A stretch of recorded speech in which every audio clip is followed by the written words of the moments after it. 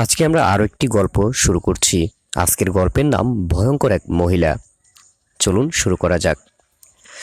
মানুষ সৃষ্টির সেরা জীব, তবে মানুষের সকল কাজই কিন্তু সেরা হয় না। পৃথিবীতে এমন অনেক মানুষের আবির্ভাব ঘটেছে যারা পৃথিবীকে আলোকময় করেছে। আবার এমন কিছু ব্যক্তি আবির্ভাব পৃথিবীতে ঘটেছে যাদের কাজ ও কর্ম দ্বারা পৃথিবী কলঙ্কিত হয়েছে।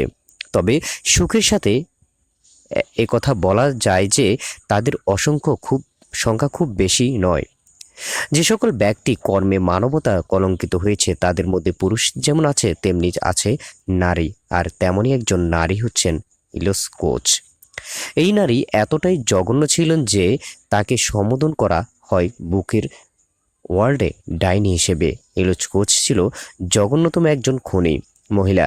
সে কারাগারে বন্দীদের হত্যা করত এবং তাদের শরীরের অঙ্গ প্রত্যঙ্গ সংরক্ষণ করত। ইলোস কোচ 1906 সালের 22 সেপ্টেম্বর তারিখে জার্মানির ড্রেসেনে জন্মগ্রহণ করেন। তার পিতা ছিল কারখানার একজন কর্মচারী। তিনি শৈশবে একজন সদা হাস্যোজ্জ্বল বালিকা ছিলেন। জার্মানির প্রথম শিশুযুদ্ধে অংশগ্রহণ করলে 1932 সালে তিনি নাজি পার্টিতে যোগদান করেন। কোচের স্বামীর নাম ছিল কার্ল উড্রোপ, যিনি পেশায় ছিলেন একজন কারারক্ষী। কোচ নিজেও ছিলেন ক্যাম্পের একজন সুপারভাইজার। 1936 সালে বার্লিনে তিনি এক ক্যাম্পের সুপারভাইজার ও নিরাপত্তারক্ষী হিসেবে যোগদান করেন। 1937 সালে তিনি কার্ল উড্রোকে বিবাহ করেন। 1980 সালে কোচ একটি ইনডোর ক্রীড়া কেন্দ্র প্রতিষ্ঠান করেন। এই সময় পর্যন্তই কোচের ভালো সময় এবং এর পরের গল্পগুলো শুধুই অন্ধকার জগতের। কোচ যখন ক্যাম্পের সুপারভাইজার ছিল তখন সে এক হৃদয়বিদারক ও নির্মম খেলায় মেতে ওঠে। কোচের দায়িত্বে থাকা ক্যাম্পে যখন কোনো নতুন বন্দি আনা হতো তখন সেই বন্দিগুলোকে সুন্দরভাবে পরখ করত এবং দেখে রাখত। কোচ যে সকল বন্দীদের শরীরে ট্যাটু অঙ্কিত থাকত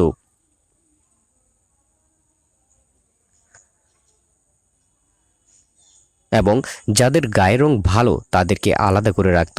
এরপর একসময় কোচ মেতে উঠত বৈশেষিক নেশায়।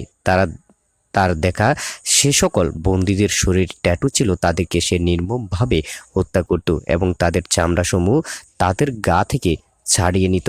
তারপর ওই বন্দির চামড়াগুলো তার কাছে সংরক্ষণ করত। এছাড়াও সে যে সকল বন্দীদের চামড়া সুন্দর তাদের সে হত্যা করত এবং তাদের শরীরের অঙ্গ প্রত্যঙ্গ সে সংরক্ষণ করত। তবে তার সবচেয়ে প্রিয় শখ ছিল সুন্দর চামড়াওয়ালা বন্দীদের হত্যা করে তাদের শরীরের চামড়া দিয়ে কৌশল কভার, সাইজ ল্যাম্প, বালিশের কভার সহ অন্যান্য জিনিস তৈরি করা। সে এই সকল বন্দীদের শরীরের চামড়া দিয়ে বালিশের কভার, বিছানা চাদর, টেবিলের কাপড়, কুশর কভার ইত্যাদি তৈরি করেছিল। কোচ নিজে ক্যাম্পের সুপারভাইজারের দায়িত্বে থাকা এবং তার স্বামী একই ক্যাম্পে দায়িত্বে থাকা সে এই জঘন্য কাজগুলো সহজেই করতে পেরেছিল। দীর্ঘদিন এভাবেই নির্মমতার পর কুখ্যাত ওই মহিলাকে গ্রেপ্তার করা হয় 1943 সালে 24 আগস্ট। কিন্তু তার এই নির্মম হত্যাসঙ্গের কোনো প্রমাণও তখন পাওয়া যায়নি। ফলে সঠিক প্রমাণের অভাবে জেল থেকে ছাড়া পায় কোচ, কিন্তু তার স্বামী দোষী বিবেচিত হন এবং তাকে কারাদণ্ড দেওয়া হয়। জেল থেকে বেরিয়ে কোচ চলে যায় লুদিগরবার্গ শহরে। সেখানে বসবাস করার সময় আমেরিকার সৈন্যরা তাকে আবার গ্রেপ্তার করে 1945 সালের 30 জুন। পুনরায় গ্রেপ্তার হবার পর আবার বিচারের মুখোমুখি করা হয় কোচকে। দ্বিতীয়বার বিচারের সময় প্রকাশিত হতে থাকে তার নানা কুকীর্তির কথা। তিনি স্বীকার করেন তার নানান লোমহর্ষক কাহিনীর কথা। পুলিশ অভিযান চালিয়ে উদ্ধার করে মানুষের চামড়া দিয়ে তৈরি তার বিভিন্ন প্রকারের জিনিসসমূহ। বিচারের কোচ দোষী বিবেচিত হওয়ায় 1947 সালের 30 জুন আদালত তাকে যাবজ্জীবন কারাদণ্ড প্রদান করে। কিন্তু নিজের প্রতি অভিমান ও জীবনের প্রতি বিচেষ্টা হয়ে জেলে থাকা অবস্থায় 1967 সালের 1 সেপ্টেম্বর গলায় দড়ি দিয়ে আত্মহত্যা করেন রোচ। আর এভাবেই দুনিয়া থেকে বিদায় নেয় নরপিশাচ বুখেনওয়াল্ডের ডাইনি। দর্শক, গল্পটি আপনাদের কাছে কেমন লেগেছে জানাবেন। ভালো লাগলে আমাদের চ্যানেলটি সাবস্ক্রাইব করবেন, পেজটি ফলো করে সাথে থাকবেন। আল্লাহ হাফেজ, আসসালামু আলাইকুম।